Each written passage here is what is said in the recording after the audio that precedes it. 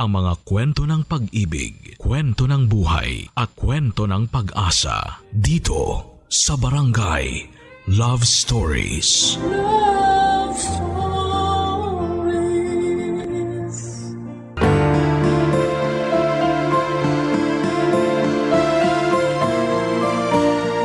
Maraming tao ang nanghuhusga base sa pisikal na anyo ng iba. Nakakalungkot mang isipin ngunit ito ang realidad ng ating lipunan. Ikaw kabarangay, ano ang una mong napapansin sa isang tao? Dear Papa Dudut, maraming tao ang nanghuhusga. Pero sa mga pangyayaring ito sa buhay ko ay marami naman akong natutunan sa kanila. Magandang araw po sa inyo at sa lahat ng mga kabarangay ninyo. Ako po si Kea, isa sa mga bago ninyong tagapakinig. Pero fan na fan ninyo ako kaagad. Nadiskubre ko po ang Barangay LS sa isang simpleng araw na hindi ko inaasahan. Habang namimili po ako sa isang palengke, napansin kong halos lahat ng mga tindera at tindero ay masayang nakikinig ng Barangay LS. At dahil doon ay na-curious na rin po ako at sinubukan ko kayong i-search sa Facebook. At simula noon ay hindi na po ko nagpapahuli sa pakikinig ng Barangay LS tuwing alas 12 ng tanghalian. Gusto ko rin pong ibahagi sa inyo ang isang personal na kwento. Hindi man ito madaling ikwento pero pakiramdam ko ay makakatulong ito sa ibang katulad kong dumaraan sa parehong karanasan. Simula bata pa lamang ako ay sobrang conscious na po talaga ako sa physical appearance ko. Sa totoo lang ay pakiramdam ko noon ay hindi ako maganda. Lagi kong naiisip na hindi ako katulad ng iba kong mga kaklase na mapuputi, matangkad, may matangos na ilong at may lahing mistisa o mistiso. Kasi ako naman ay simple lang, kulay kayumanggi, pandak at may ilong na pango. Palihim akong naiinggit sa kanila at minsan ay naiisip ko, bakit parang hindi ako pinagpala sa itsura. At dahil nga po sa mga insecurities na yon ay dumating ako sa punto na halos lahat ay sinubukan ko na. Whitening soaps, lotions, nose clips at kung ano-ano pa. Kapag may bagong produkto na sinasabing pampaganda ay sinusubukan ko kaagad. Umaasang baka ito na ang sagot sa kagustuhan ko na gumanda. At hindi ko maitatanggi dahil naging mas maputi naman ako sa pagdaan ng mga taon. Pero kahit papaano ay parang kulang pa rin. Ang ilong ko kahit na anong clip ang ilagay ko gabi-gabi ay hindi talaga tumataas. Kaya sabi ko sa sarili ko kapag nakaipon na ako ay magpapa-rhinoplasty talaga ako. Pero hanggat hindi pa kaya ng budget ay tiis-tiis muna sa mga over-the-counter na pampaganda. Pero kahit pa may mga pagbabago na sa physical kong anyo ay hindi pa rin ako ganong ka-confident. Sa tuwing tumitingin ako sa salamin, pakiramdam ko ay ang pangit-pangit ko pa rin. Hanggang sa dumating sa punto na naniwala na akong baka hindi na talaga ako magkakajowa, na baka hindi talaga ako karapat-dapat mahalin kasi hindi ako maganda. Pero nagkamali ako. Isang araw sa hindi ko inaasahang pagkakataon ay may nakilala akong lalaki sa isang dating site. Si Marco. Nagsimula po kami sa simpleng chat tapos ay palitan ng kwento hanggang sa unti-unti nang gumaan ang loob namin sa isa't isa. Hindi ko inakala na may taong magkakagusto sa akin. Hindi dahil sa itsura ko kundi dahil sa kung sino ako, Papa Dudut.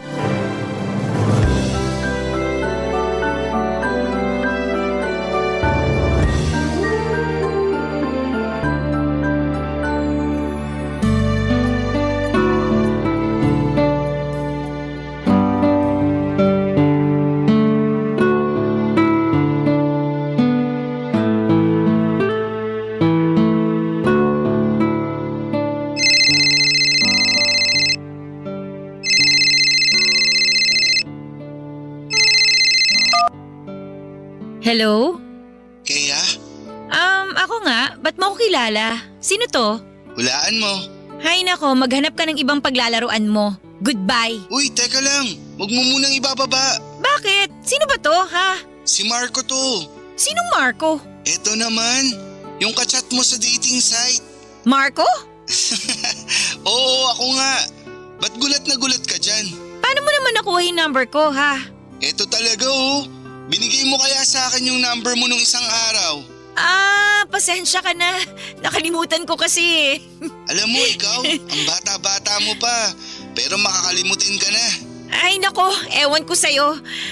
Siya nga pala, ba't ka naman napatawag? Wala lang. Gusto ko lang marinig yung boses mo. Nagsasawa na rin kasi ako sa chat eh. Kaya eto. Okay. O ngayon, narinig mo na yung boses ko.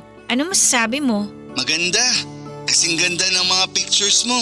Nang aasar ka ba? Eto naman, maganda ka naman talaga. Ang cute-cute mo kaya sa mga pictures mo. Nang bola pa to.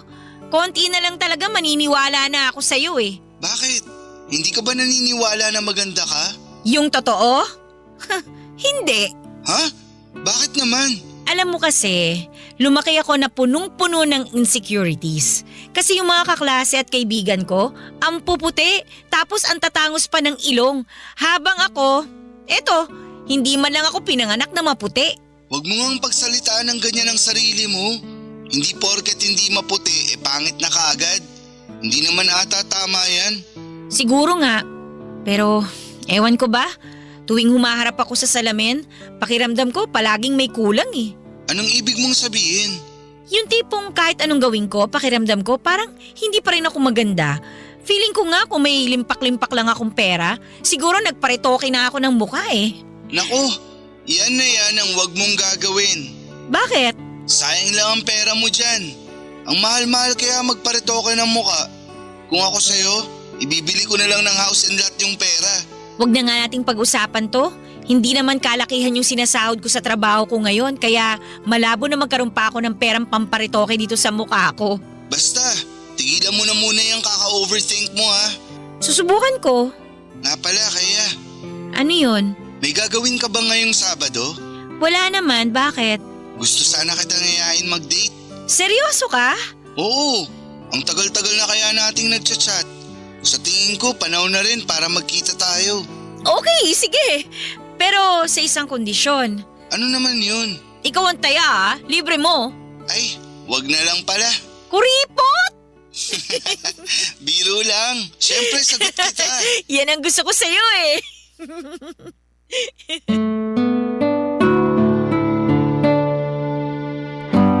Papadudot na pagkasunduan namin ni Marco na magde-date kami sa isang restaurant sa BGC sa darating na Sabado. Sa totoo lang ay sobrang excited na ako. Parang gusto ko na ngang hilahin ang mga araw para lamang dumating agad ang araw ng Sabado. Gustong gusto ko na talaga siyang makita. Hindi ko maipaliwanag pero iba talaga yung saya na nararamdaman ko tuwing naiisip ko na makakasama ko na si Marco sa personal. Alam niyo po kahit na hindi ko talaga gusto ang itsura ko kahit madalas ko pang sabihin, ang sarili ko na hindi ako kagandahan ay iba talaga ang datingan ni Marco para sa akin.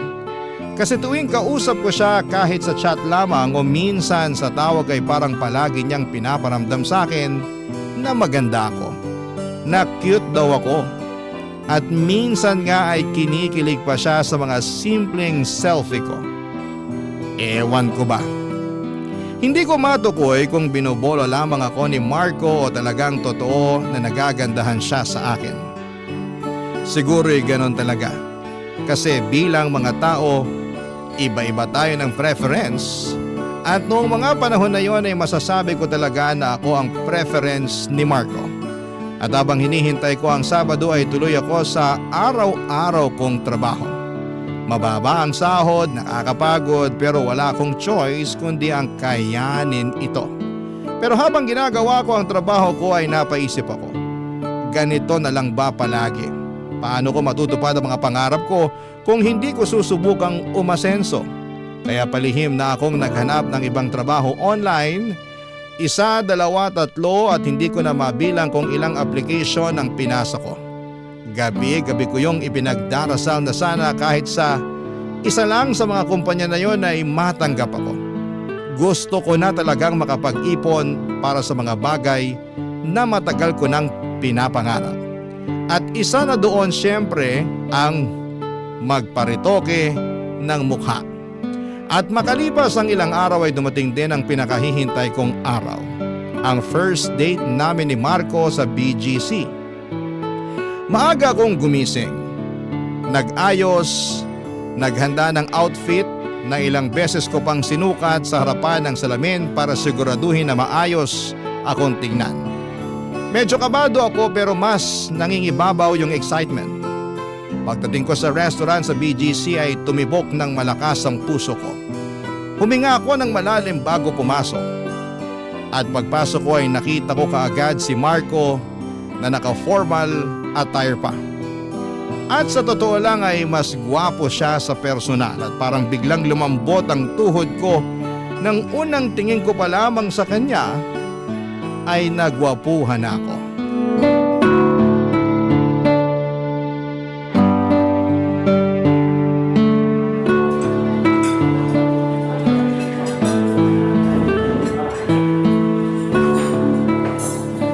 Marco? Uy, Kea! Mabuti naman at nandito ka na. Halika, maupo ka. Thank you ah. Wow, Oh, bakit tulala ka dyan? ang pogi mo pala sa personal. Ibig mo bang sabihin, pangit ako sa mga pictures ko? Hindi naman sa ganon. Pogi ka rin naman sa mga picture mo. Pero mas pogi ka sa personal. Siguro nasasabi mo lang yan kasi naka-formal attire ako ngayon. Pansin ko nga, pinaghandaan mo talaga ang araw na to ha? Aba, syempre naman. Tingnan mo tong sapatos ko. Bagong-bago pa yan. Kahapon ko lang binili yan para sa date natin. Nakakahiya naman sa'yo. Samantalang ako, binili ko lang sa ukay-ukay tong suot ko ngayon. Ano ka ba naman? Wala kang dapat ikahiya. Maganda ka pa rin naman kaya ayos lang yan. Paano ba naman kasi? Wala akong pambili ng bagong damit kasi hindi ko pa natatanggap yung kakarampot ko na sahod. Ay nako, sana lang talaga at matanggap na ako sa pinag-a-applyan ko online para makahanap na rin ako ng trabaho na malaki yung kita. Huwag kang mag-alala. Sagot naman kita ngayon eh. Kaya umorder ka lang ng umorder dyan. Akong bahala sa'yo. Uy, thank you talaga ha. Nakakahiya naman sa'yo. Pero nung huli tayong nagtawagan, mukhang hindi ka naman nahiya eh. Aray! Talaga. Alam mo, ikaw ang sama mo sa akin. Biro lang. Uy, pero seryoso. Sana ipagdasal mo rin na makakuha na ako ng bagong trabaho. Ikaw pa ba? Matik yan. Malakas ka sa akin eh. Pero kung sakaling magkakaroon ka ng magandang trabaho at mataas na sahod, mukhang alam na alam ko na yung susunod na mangyayari. Anong ibig mong sabihin?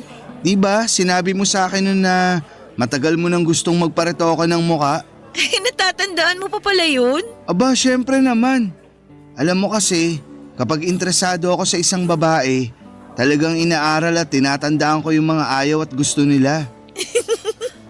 Napakaswerte ko naman pala sa'yo. At maswerte rin naman ako sa'yo. Kasi nabigyan ako ng pagkakataon na makadate ang isang magandang binibini na katulad mo. Alam mo, tuwing sinasabihan mo ko ng maganda, feeling ko, nang aasar ka. Uy, hindi ah. Chusero ka ng taon ha? Pero seryoso, kung ako yung tatanungin mo, sa tingin ko hindi mo na kailangang magparetoke.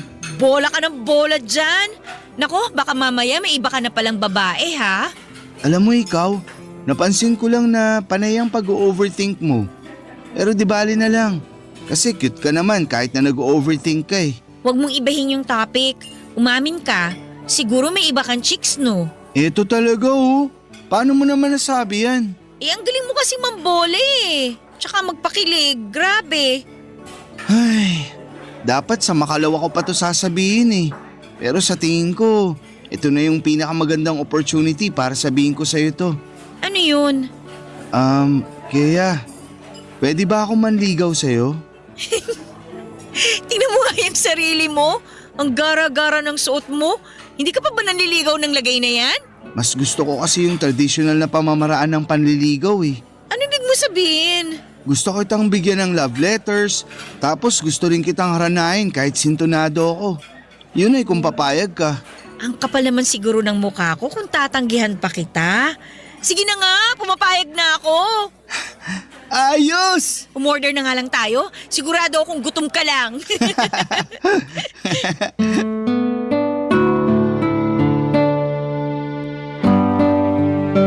Tinotoo talaga ni Marco lahat ng mga pangako niya sa akin. Hindi lang siya puro salita at pinakita niya talaga sa gawa kung gaano niya ako kamahal. Araw-araw siyang nagpapadala ng love letter at halos gabi-gabi nasa labas siya ng apartment ko. Dala ang gitara at kinakantahan ako ng paborito kong awitin. Grabe. Hindi ko inakalang may lalaki palang katulad niya sa panahon ngayon. Yung marunong mag-effort, marunong manligaw at walang sawang pinaparamdam kung gaano kanya kamahal. Talagang naramdaman ko kung gaano ako kahalaga sa kanya at sa bawat sulat, sa bawat kanta, sa bawat simpleng gesture niya ay ramdam mo na totoo siya. At sino ba naman ang hindi mahuhulog sa ganon? Yung tipong kahit na hindi mo mahal ang sarili mo ay may isang taong paulit-ulit na pinapaalala sa iyo kung gaano ka kaganda, kabait at karapat dapat na mahalin. Kaya hindi rin nagtagal ay sinagot ko na si Marco at sa wakas ay naging kami na. Sobrang saya ko noon, Papa Dudut. Parang lahat ng insecurities ko ay biglang nawala, lahat ng takot, lungkot at pagdududa ko sa sarili ko ay unti-unting napalitan ng saya. Tuwing kasama ko po si Marco, pakiramdam ko ay ang gaan ng mundo. Parang ang ganda-ganda ng buhay. At dahil naging maayos at matatag naman ang relasyon namin, nakapag-decide kaming magsama na sa isang bahay. Nag-live-in kami. At nung unay sobrang saya, masarap sa pakiramdam na gumigising sa umaga na katabi mo yung mahal mo. At natutulog ka sa gabi na may kayakap kang taong nagpapasaya sa iyo. Ang akala ko ay yun na talaga ang simula ng panghabang buhay naming kwento. Pero habang tumatagal ay unti-unti kong napapansin na may mga bagay pa pala akong hindi lubusang naiwan sa nakaraan. May mga sugat pa rin pala akong hindi pa tuluyang naghihilom. Mga alaala at takot na matagal ko nang tinatakbuhan. Hindi ko inakala na hahabulin pa rin ako ng mga bagay na akala ko, Papa Dudut, ay matagal ko nang nalampasan. Barangay Love Stories. Barangay Love Stories. Natanggap ako sa isang trabaho na inaplayan ko online, Papa Dudut. Mas mataas ang sahod kumpara sa dati kong trabaho. Kaya naman sobrang laking blessing talaga at sa wakas ay makakapag-ipon na ako. Hindi na ako masyadong mag-aalala sa budget at unti-unti ko nang nararamdaman na gumaganda na ang takbo ng buhay ko. Pero habang tumatagal ako sa bago kong trabaho ay napapansin ko rin na bumabalik na naman ang mga insecurities ko. Ang gaganda kasi ng mga katrabaho ko, mapuputi, makikinis, matatangkad at para silang mga artista o beauty queen. At minsan ay hindi ko maiwasang ikumpara ang sarili ko sa kanila. Habang mangha na mangha ako sa mga katrabaho ko, ang feeling ko naman sa sarili ko ay para akong ugly duckling. Na para akong yung before sa mga before and after pictures. Pero kahit na nakakaramdam ako ng ganito, pilit ko po itong nilalabanan. Sinasabi ko sa sarili ko, at least mas okay na ang trabaho ko ngayon. And at least ay may Marco ako. Si Marco na palaging nandyan at laging nagpaparamdam na mahal niya ako. At laging sinasabi na maganda ako kahit pa ako mismo ay hindi naniniwala minsan sa sarili ko. Pero kahit na anong iwas ko ay paulit-ulit pa rin akong binabalikan ng insecurity. Hanggang sa umabot ako sa puntong hindi na lotion at sabon ang pinagkakaabalahan ko. Pati na glutathione injection ay pinatulang ko na rin. Dahil nga afford ko na, naging regular na ang pagpunta ko sa mga gluta sessions. Tuwing tinitingnan ko ang sarili ko sa salamin ay tuwang-tuwa ako. Pumuputi ako, kumikinis ako. At dumating pa ako sa puntong pakiramdam ko ay parang K-pop idol na ako. Mas naging confident ako sa panlabas, mas masaya ako sa mga litrato, mas ganado akong mag-ayos. Pero habang abala ko, sa pagpapaganda ay may isang tao na unti-unting nag-alala sa mga ginagawa ko. Walang iba kundi si Marco.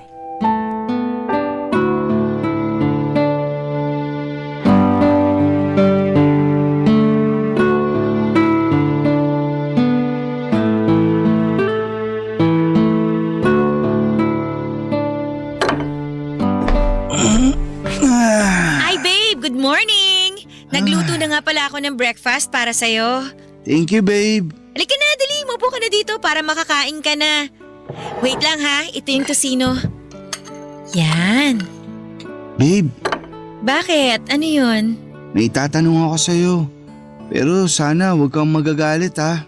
Ako tuloy tong kinakabahan sa'yo. Ano ba kasi yun? Napapansin ko kasi na habang tumatagal, para kang namumutla. May hindi ka ba sinasabi sa akin?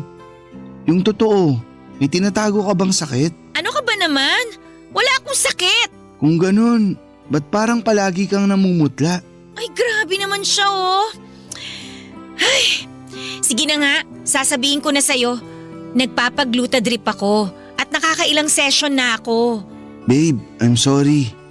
Ayaw kitang pangimasukan kasi may karapatan ka naman kung ano yung gusto mong gawin sa katawan mo. At sigurado ako na pera mo naman ang ginamit mo dyan. Kasi ni minsan hindi ka naman nanghingi sa akin. Kaso lang… Sandali lang. Medyo kinakabahan na ako dyan sa tono ng pananalita mo ha. Ano ba talagang gusto mong sabihin sa akin? Sige na, sasabihin ko na sa'yo. Wala naman ng saysay kung magpapaligoy-ligoy pa ako. Ay, sa tingin ko, hindi na nakakabuti sa'yo yung mga pinagagagawa mo. Anong ibig mong sabihin? Ang dami mong insecurities, babe. Halos gabi-gabi na lang, nilalagyan mo ng kimpit yung ilong mo.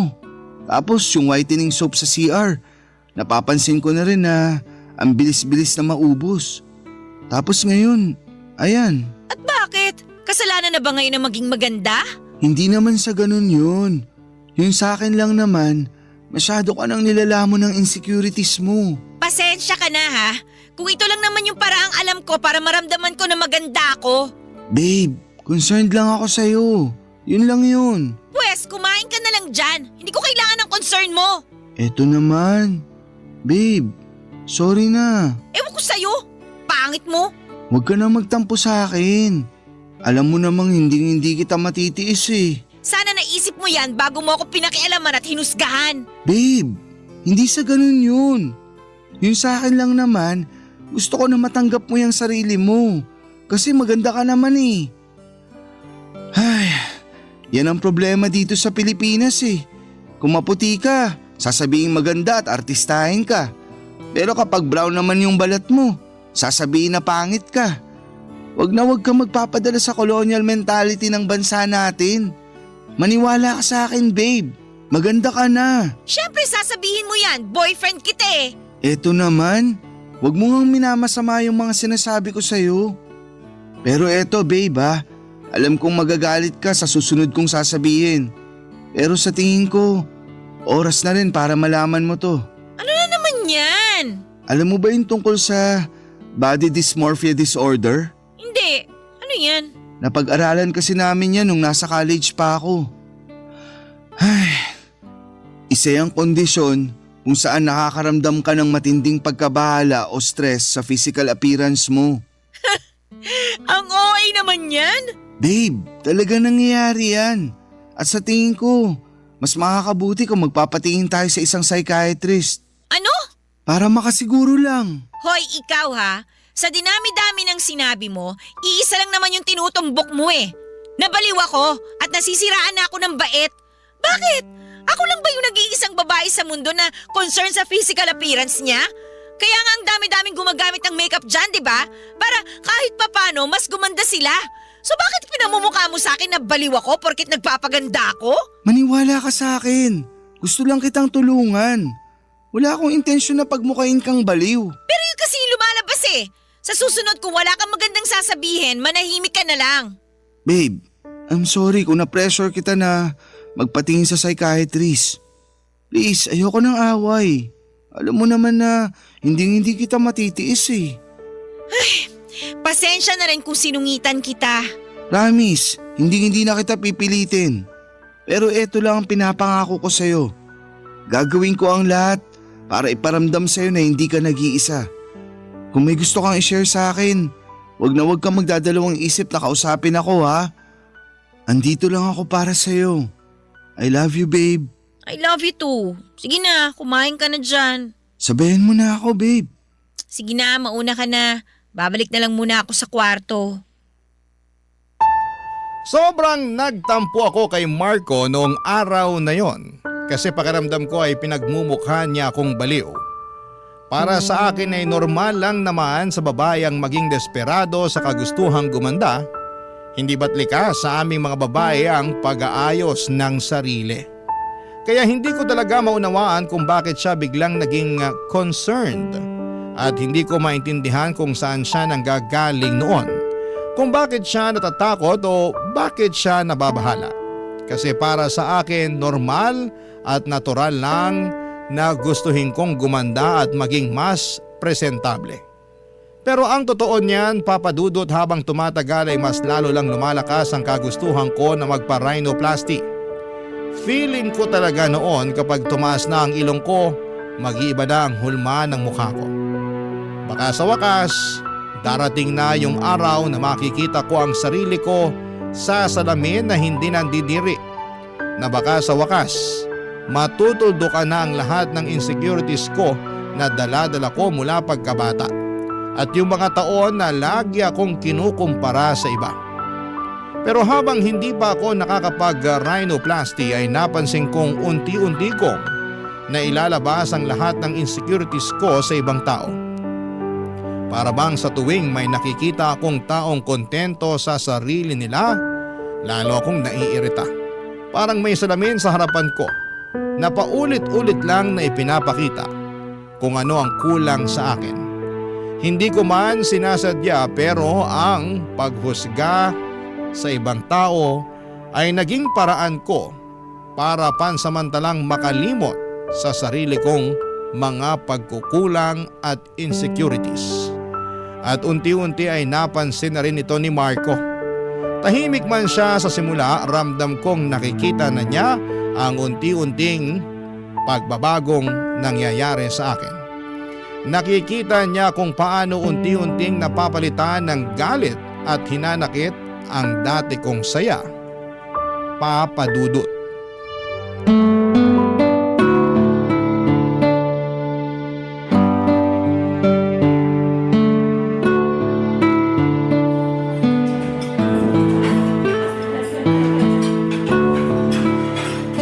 Mabuti na lang talaga at nakalabas na rin tayo sa wakas. Kaya nga matagal na rin simula nung huli tayong kumain sa labas. Ito ang menu. Mamili ka na ng gusto mong kainin. Uy, babe, nakikinig ka pa ba? Bakit ka tulala dyan? Tingnan mo yung customer sa kabilang table. Sobrang pandak, ang itim-itim. Tapos yung ilong mukhang… Uy, hinaan mo nga yung boses mo. Baka mamaya may makarinig pa sa'yo. Pasensya ka na ha. Talaga nanggigigil ako sa mukha niya Tsaka, tingnan mo nga siya Mukhang gandang-ganda sa sarili. Kala mo naman kung sinong kagandahan. Sarap sampalin Ba't ka ba nagkakaganyan? Wala namang ginagawang masama yung tao sa'yo Alam mo kasi babe, para sa akin, yung confidence may binabagayan ng itsura niyan. Pero sa mukha ng babae na nasa kabilang table, sinasabi ko sa'yo hindi bagay sa kanya ang maganda-gandahan. Ay, O bakit? hindi na ikaw yung babaeng kilala ko. Ano naman yan? Minahal kita noon kasi mabait at palabiro ka. Pero ngayon, mukhang binabalot ka na ng puot at galit. Ang drama mo naman. Totoo namang pangit yung babae na nasa kabilang table Masama na palang magsabi ng totoo ngayon? Kaya, sinasabi ko sa'yo, kailangan na nating magpatingin sa psychiatrist. Kasi kung hindi, maniwala ka sa akin. Mas lalala at lalala lang yung nararamdaman mo. Isipin mo nga ng mabuti. Nung una, yung sarili mo lang yung napupuna mo. Tas ngayon, ibang tao na. At ang mas malala pa dyan, wala namang ginagawang masama sa'yo yung mga taong iniinsulto mo. Hay nako, akin na nga yung menu. Kumain na lang tayo? Wag na. Nawala na ako ng gana. Hoy, talaga bang palalakihin mo to, ha? Pasensya ka na pero di na kasi ako mapalagay sa sitwasyon natin eh. Pakiramdam ko kasi. Pakiramdam mo ano? Magsalita ka! Ano? Pakiramdam ko para akong walang kwentang boyfriend. Kasi wala man lang akong magawa para pagaanin niyang nararamdaman at pinagdadaanan mo. Alam mo, lagi mo sinasabi sa akin na lagi ako nag-o-overthink. Pero sa ating dalawa, mukhang ikaw tong nag-o-overthink eh. Babe, pumahig ka na please. Magpatingin na lang tayo sa psychiatrist. Ayaw na sana kitang pilitin pero para naman sa ikabubuti mo to. Tigil-tigilan mo nga ako. Wala akong sakit at mas lalong hindi ako baliw. Porket magpapakonsulta sa psychiatrist, baliw at may sakit na kaagad. Alam mo, pupunta lang naman tayo ng psychiatrist para mas lalo mong maintindihan kung saan ang gagaling yung nararamdaman mo. Yun lang yun. Kaya wag mo naman sanang masamain. Pag ikaw hindi ka pa tumigil, ikaw ang sasamain sa akin. Ay, sorry na. Sige na, kumain na lang tayo. Mabuti naman kung ganon. Matingnan na nga tong menu. Shrimps, buttered chicken, iced tea. Okay na, nakapili na ako. Hoy, ang tagal mo namang mamili. Bilisan mo na dyan para matawag na natin yung waiter. Saglit na lang to. Bilisan mo na kasi. Uy, ginulat mo naman ako eh. Ay, sorry. Ba't ka ba kasi tumatawa ha? Babe naman kasi. Tingnan mo yung mag-asawa na yun, oh. Oh, bakit? Mukha sila mag-asawang bulldog. At yung babae, tingnan mo, mukhang pilay. Kapag binamalas ka nga naman talaga, oo. Ang pangit na nga, baldado pa. Ay, Uy, teka. Uy, saan ka pupunta? gaano ka ba kamiserable para pagpiestahan mo yung misfortunes ng ibang tao ha? Kumalma ka nga, ano ka ba? Ayoko na kaya. Ha? Aalis na ako. At sa tingin ko, mas makakabuti kung... Sandali lang. Nakikipaghiwalay ka ba sa akin? Parang ganun na nga. Ang babaw mo naman. Ang babaw mo. Sabihin mo na kung anong gusto mong sabihin.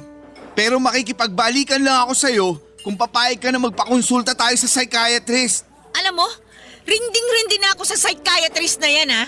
Palagi mo na lang pinapaalala sa akin na kailangan kong magpatingin sa psychiatrist. Kung gusto mo pumunta sa psychiatrist, huwag mo ko idadamay. Pumunta ka mag-isa mo. Uuwi na ako. Kukunin ko na yung mga gamit ko mamaya. Doon na muna ako sa apartment ng kaibigan ko matutulog pansamantala. Eh di umalis ka. Huwag ka na magpapakita sa akin kahit kailan. Tuluyan nang umalis si Marco ng gabing yon at nag-impake siya ng mga gamit niya at lumipat muna sa apartment ng kaibigan niya. Ako naman ay naiwang mag-isa sa dati naming tinitirhan. Yung kwartong dati puno ng tawa, kwentuhan at pagmamahalan ngayon ay tahimik at malamig na. Aminin ko po na sobrang sakit ng ginawa niyang paglayo, Papa Dudut. Parang bigla niya na lamang akong iniwan sa gitna ng bagyo. Hindi ko maintindihan kung bakit parang ang dali-dali lang para sa kanya na talikuran ako. Lalo na't ang tingin ko sa dahilan ng tampo niya ay mababaw lamang. Pero sa halip na lamunin ako ng lungkot, pinilit kong buuin ulit ang sarili ko at hindi po yon madali pero sinubukan kong mag-focus sa mga bagay na gusto ko at kaya kong kontrolin. Pumasok ako sa trabaho ng mas maaga. Nagsipag ako ng husto at nagsimula akong mag-ipon para sa matagal ko ng gustong pangarap na magpa-rhinoplasty. Ang tagal ko nang pinapangarap yon at gagawin ko ang lahat para lamang matupad na rin sa wakas yung long time dream ko na yon. Ang totoo po niyan. Kayang-kaya ko pong ibenta yung kaluluwa ko para lamang magkapag-rhinoplasty. Pero habang binaplano ko ang lahat, doon ko na na-realize kung gaano talaga kamahal ang magpa-rhinoplasty. Akala ko ay sapat na ang naipon ko pero kulang pa rin pala. Malayo pa ako sa kabuang halaga na kailangan ko. At doon ko naramdaman na kahit na anong sipag ko ay parang hindi pa rin sapat. Paulit-ulit kong tinatanong ang sarili ko na gaano ba karaming sakripisyo ang kailangan kong pagdaanan at pagdadaanan para lamang maabot yung pangarap kong maging maganda.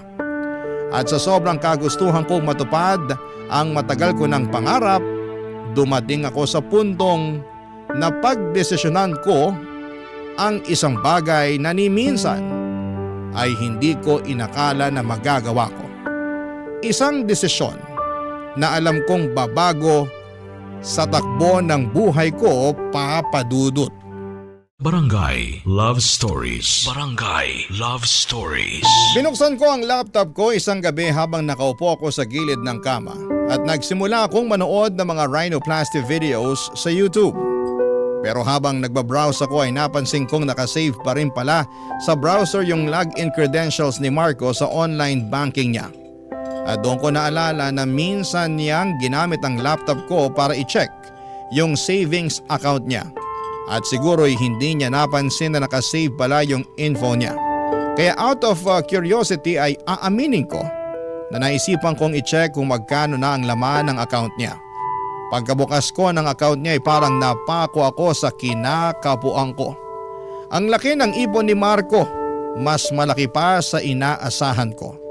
At doon pumasok sa isipan ko kung paano kong pagsamahin ko yung pera niya at yung naipon ko. Baka sapat na yon para sa matagal ko nang gustong rhinoplasty. Nag-aalinlangan ako ng matindi. Alam kong mali, hindi ko pera yon, pero sa kabila ng lahat ng ito ay sinabi ko sa sarili ko na kung talagang mahal pa rin ako ni Marco ay maiintindihan niya ako. At saka hindi ko naman ito gagamitin sa kalokohan, para naman ito sa ikakabuti ko, sa ikagaganda ko at sa matagal ko ng pangarap. At sa bandang huli ay ginawa ko na ang bagay na buong buhay ko ay hindi ko inaakalang magagawa ko. Transfer ko ang malaking halaga ng pera mula sa account ni Marco papunta sa sarili kong bank account, Papa Dudut.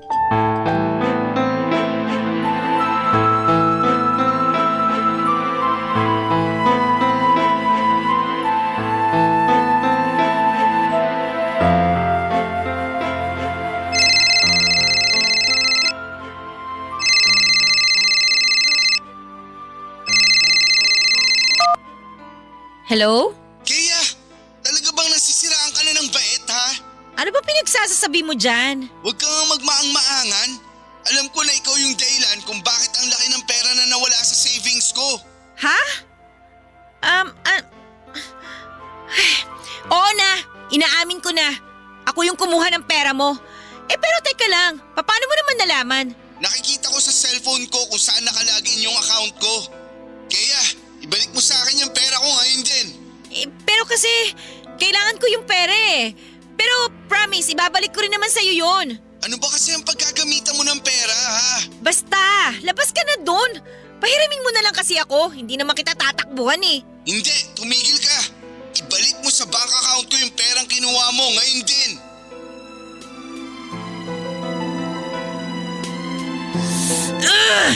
Sige na nga, saglit lang. Tapos na ba? Oo, naibalik ko na sa account mo yung pera. Mabuti naman kung ganon. Hello? Uy, andyan ka pa ba? Oo, sandali lang. Ano ba kasi yung ginagawa mo? Ba't mukhang busy-busy ka dyan? Pinapalitan ko lang yung password ng bank account ko. Alam mo ikaw, ang sama ng ugali mo, no? Wala ka na bang tiwala sa akin? Paano ba kita pagkakatiwalaan? Kinuha mo na nga yung pera ko nang walang permiso ko, di ba? Pero binalik ko naman sa'yo kagad, di ba? So anong pinuputok ng butsi mo dyan? Kaya, I'm sorry. Pero mukhang kailangan na nating tapusin to. Teka lang! Talaga bang nakikipaghiwalay ka na sa akin? Oo, kasi pagkatapos ng ginawa mo, mukhang hindi na kita kayang pagkatiwalaan. At hindi ko na rin alam kung ano pa ang pwede kong gawin para lang matulungan ka. Sobrang unfair mo naman sa akin. Bukod dun sa perang kinuha ko sa bank account mo, ano ba talaga naging kasalanan ko sa'yo?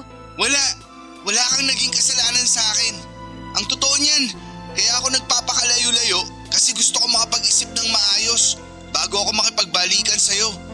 Pero nagbago na ang desisyon ko. Uli na ang lahat. Gusto na kitang hiwalayan. Walang niya ka! Hindi mo rin pala ako minahal ng totoo? Maniwala ka sa akin. Minahal kita, Kea. Kaya nga ako nasasaktan tuwing unti-unti kang nilalamon ng body dysmorphia mo. Kasi mahal kita. Pero Hindi ko na kasi alam kung ano pa ang gagawin ko sa'yo. Ayaw mong aminin sa sarili mo na kailangan mo ng tulong. Tapos ninakawan mo pa ako ng pera. Nahihirapan na ako, Kaya. Hindi ko na alam ang gagawin ko. Pwes ako! Alam na alam ko kung anong nararapat mong gawin. Magpakalayo-layo ka at wag ka na magpaparamdam sa akin kahit na kailan. Napakadamot mo. Simpleng hiling lang, hindi mo pa ako mapagbigyan. Pero di bali na lang. Kasi may ipon naman ako eh. Gagawa ko na lang ng paraan to. Hindi ko na kailangan yung tulong mo. Saksak mo na sa bagat, bilbil mo yung savings mo. Sandali lang. Saan mo ba kasi gagamitin yung pera, ha? Labas ka na nga doon. Split na tayo, di ba? Pagkatapos mo ako nakaawan, sa tingin ko may karapatan pa din naman ako kahit papaano para malaman kung saan mo binabalak gamitin yung pera. Magpaparhinoplasty ako. Masaya ka na? Kaya naman. Ay nako, alam ko na yung sasabihin mo. Sasabihin mo na naman na may sakit ako, na wag ko nang ituloy yung binabala ko. Ay nako, lumang tugtugin na yan. Alam mo naman na hindi biro magpa-rhinoplasty, di ba? Mabuti sana kung marami kang pera. Pero hindi, kasi ninakawan mo pa nga ako, di ba? Mababaon ka lang sa utang kapag tinuloy mo yung binabalak mo. Gusto mo ba yun, ha? Ano ba pakialam mo? Hindi na kita boyfriend kaya wala ka ng karapatan para panghimasukan pa ako. Pero syempre, hindi naman mawawala yung concern ko para sa'yo. Kaya please lang, makinig ka naman sa akin. Kahit ngayon lang. Pahihiramin mo ba ako ng pera o hindi? I'm sorry, pero hindi. O pwes, kung ganon tapos na ang usapang to. Panahon na para magkanya-kanya na tayo at huwag mo na rin akong tatawagan. Aaminin ko na mahal at minahal kita. Pero ang totoo niyan, sawang-sawa na rin ako sa pagbubunganga mo sa akin. Pakiramdam ko, para mo akong kinokontrol at sawang-sawa na ako sa ganong klaseng pakiramdam. Para na rin siguro sa ikabubuti ko tong hiwalayan natin. Alam mo, nakapakanan mo lang naman yung iniisip ko. Ito na yung huling beses na mag-uusap tayo. Naibalik ko na yung pera mo sa'yo, di ba? Wala na tayong dapat pag-usapan pa. Aaminin ko po na sobrang nasaktan ako sa naging pag-uusap namin ni Marco noong araw na yon. Hindi lang dahil sa mga sinabi niya kundi dahil sa totoo lang ay parang doon ko lang talaga naramdaman na tuluyan nang natapos ang relasyon namin. Pero habang pinapakinggan ko siya at habang inaalala ko lahat ng nangyari sa amin ay napaisip din ako. Baka nga hindi pa talaga ako handa para sa isang seryosong relasyon. Baka naman mas kailangan ko munang ayusin ang sarili ko. Buuin muna ang pagkatao ko bago ko subukang magmahal ulit. Siguro sa ngayon ay mas kailangan kong ituon ang atensyon ko sa sarili kong kaligayahan. At habang tumatagal ay mas lalo lamang ako nagiging desperada. Parang pakiramdam ko, hindi ako makakausad hanggat hindi ko nakikita sa salamin ang bagong ako. Kaya nagsimula akong maghanap ng ibang options. Nag-scroll ako sa Facebook at nag-join sa mga beauty and aesthetics groups. At doon ko nakita ang isang clinic na nag-aalok ng rhinoplasty sa napakamurang halaga. Sa sobrang mura ay halos kalahati lang ng regular na presyo ang inaalok nila. Agad kong tinignan ang page nila at binasa ang mga reviews. At sa totoo lang ay kahit may halong duda, naisipan ko na baka eto na talaga ang pagkakataon ko para gumanda sa presyong abot kaya. Kahit may kaunting kaba, talagang nagdesisyon ako. Pinaghandaan ko ang lahat at nag-file ako ng 1-month leave sa trabaho. Inayos ko lahat ng requirements at sinimulan ko na ang proseso ng pagpapa-rhinoplasty sa mas murang klinik. Dala ko ang pag-asang kapag natapos ito ay matutupad na rin ang matagal ko nang pinapangarap. Ang maging masaya sa tuwing haharap ako sa salamin. Pero parang sinampal ako ng tadhana. Kasi sa una, goods na goods pa ang itsura ng ilong ko. Maganda, maayos ang hubog at pakiramdam ko ay eto na talaga ang simula ng bagong ako. Akala ko ay natupad na sa wakas ang matagal ko nang pinapangarap. Pero habang lumilipas sa mga araw ay unti-unti kong napapansin na may kakaiba nang nangyayari. Namamagana yung ilong ko at imbis na gumanda ay parang lalong nagkakaproblema. At sa bawat araw na lumilipas ay mas lalo akong nakakaramdam ng kirot. At parang unti-unti na ring nabubura yung konting kasiyahang nararamdaman ko noong una at napapalitan po ito ng takot, kaba at ng pagsisisi.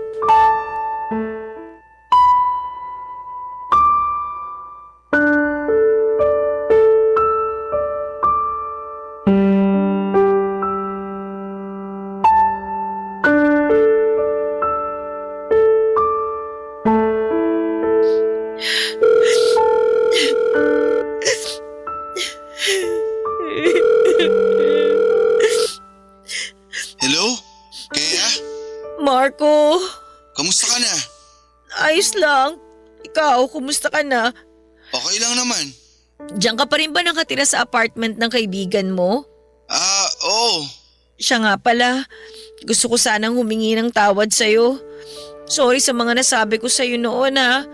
Naisip ko na nagmamalasakit ka lang naman sa akin at dapat hindi ko minasama yun. Kalimutan mo na yun. Tapos na yun eh. Marco, meron nga pala akong ipapakiusap sa'yo. Ano yun? Gusto ko sanang makipagbalikan. Hello? Andyan ka pa ba? Oo. Andito pa ako. Sandali lang. Umiiyak ka ba? Miss na kita eh. Ang totoo niyan, miss na rin kita. Pero kasi, Ano? walang mangyayari sa'yo kapag hindi mo tinulungan ang sarili mo, kaya kahit ilang beses ko pa ipaalala sa'yo na kailangan mo ng tulong, hindi magiging sapat yun. Alam ko naman yun. Kaya nga napatawag ako sa iyo eh. Kasi narealize ko na lahat ng mga sinabi mo sa akin noon. At pumapayag na ako sa gusto mo. Magpapatingin na ako sa isang psychiatrist. Salamat naman sa Diyos. Alam mo ba kung ilang gabi kong pinagdasal to? Sa wakas, babe, magbabago na rin ang takbo ng buhay mo at malalabanan na rin natin tong body dysmorphia mo. Pero huwag kang mag-alala kasi sasama na tutulungan kita, ha? Pero may kailangan akong aminin sa'yo. Ano yun? Sige na, sabihin mo na sa akin. Mag-promise ka muna na hindi ka magagalit. O siya, sige na. Hindi ako magagalit. Makikinig ako. Sige na, sabihin mo na. Tinuloy ko kasi yung rhinoplasty. Galit ka ba? Ay, aaminin ko na dismayado ako. Pero wala na akong magagawa. Andiyan na yan eh. Oh, kamusta naman yung pagpaparhinoplasty mo? Yun na nga yung problema eh. Yung ilong ko. Hindi ko na alam ang gagawin. Litong-lito na ako. Natatakot na ako. Kailangan ko ng karamay ngayon. Hindi kita maintindihan. Bakit? Ano ba kasi ang nangyari ha? Nung una, maayos naman yung pagkakagawa sa ilong ko. Pero ngayon, biglang namagay. At habang tumatagal, mas lalong lumalala yung pamamaga. Please, puntahan mo ko dito. Kailangan kita ngayon. Asan ka ba ngayon? Nandito pa rin sa apartment natin. Huwag kang aalis dyan ha. Papunta na ako. Siya nga pala. I'm sorry. I'm sorry dahil minasama ko yung concern mo sa akin. I'm sorry kung masyado ako naging makasarili. I'm sorry. I'm sorry kung hindi ako nakinig sa'yo. Ano ka ba naman? Huwag na nga nating pag-usapan yun. Hindi makakabuti sa'yo yan. Alam mo, totoo niyan. Gustong-gusto na sana kitang iwalayin eh. Pero habang lumilipas sa mga panahon, mas lalo kong nare-realize na mahal pa rin kita. At hindi ko kakayanin kung may masamang mangyari sa'yo. Mahal na mahal din kita. I'm sorry, please. Huwag na huwag mo akong iiwan. Pangako, hindi na kita iiwan. Aray, ang sakit. Ayos ka lang? Ano nangyayari sa'yo ha? Huwag kang mag-alala. Pagdating ko dyan, pupunta na tayo ng ospital, okay?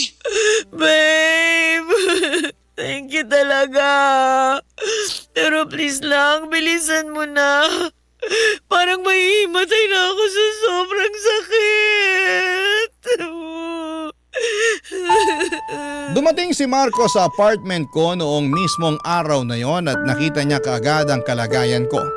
na halos hindi na ako makatayo sa sakit. Namamagana ng sobra ang ilong ko at ramdam ko na parang may kumikirot sa loob. Hindi na siya nagtanong pa at agad niya akong dinala sa ospital.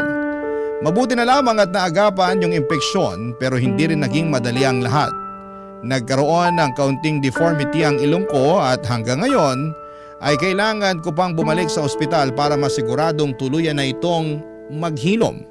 At imbes na gumanda ako ay mas lalo lamang akong pumangit at may mga oras na nagsusuot na lamang ako ng face mask para hindi makita ng mga tao ang deformity ng ilong ko. Mahirap, nakakapagod. At minsan ay naiiyak na lamang ako kapag naaalala ko ang lahat ng pinagdaanan ko. Lahat ng tiniis ko para lamang sa kagustuhan kong gumanda pero wala na akong magagawa kasi nangyari na. At makalipas nga ang ilang buwan ay nagsimula na akong magpatingin sa isang psychiatrist. Doon ay nakumpirma na may pinagdadaanan ako. At hanggang ngayon ay patuloy pa rin ako sa therapy at dahan-dahan ko na rin natutunan kung paano tanggapin ang sarili ko. Papadudot, yung klinik kung saan ako nagpagawa ng ilong ay bigla na lamang nagsarado. Wala na akong makontak at nung pinuntahan ko ito ay naglaho na lamang sila na parang bula. At wala na ring mga gamit o tao sa dating pwesto na yon. Papadudot, sa kabila ng lahat ay nagpapasalamat ako kasi hindi ako iniwan ni Marco. Kahit ang dami kong pinagdaanan, kahit siya mismo ay nasaktan at napagod, ay bumalik pa rin siya. Nagkausap kami ng maayos, nagkapatawaran at kami pa rin hanggang ngayon. Ang dami kong napagtanto sa lahat ng mga nangyari. Unang-una ay wala naman talagang masama sa kagustuhang gumanda, normal lamang yan, lalo na sa ating mga babae. Pero dapat alam din natin kung kailan na ito nagiging sobra at makakasama sa atin. Hindi ko kinokondena ang mga nagpaparitoke o nagpapaputi. Dumaan din ako sa ganoon at alam kong malaking tulong ito para sa iba sa pagpapalakas ng loob at tiwala sa kanilang sarili. Pero kung dumarating ka na sa puntong parang hindi ka na mapalagay at nawawala na ang peace of mind, kapag wala kang binabago sa itsura mo ay baka panahon na para huminto sandali, pag-isipan ang sarili mong kalagayan at kumonsulta sa isang taong makakatulong tulad ng ginawa ko ngayon. Higit sa lahat ay natutunan ko rin po na hindi talaga dapat tayo humusga base lamang sa itsura. Aaminin ko na may mga panahong naging mapanghusga ako, lalo na sa mga taong confident sa sarili kahit na hindi sila pasado sa standards ko noon. Ayaw ko mang aminin ito pero minsan ay naiisip ko na baka yung nangyari sa ilong ko ay ang nagsilbing karma sa mga taong hinusgahan at nilait ko dati. Pero wala na akong magagawa kung hindi ang tanggapin ang katotohanan na hindi na babalik sa dati ang itsura ko. At habang sinusulat ko po ito, umaasa ako na mas maraming makakaintindi sa kwento ko kesa ang manghusga. Maraming salamat po, ang inyong kapuso at kabarangay forever, Kea. Ano ang masasabi mo sa ating Barangay Love Stories today? Aabangan namin yan sa aming comment section.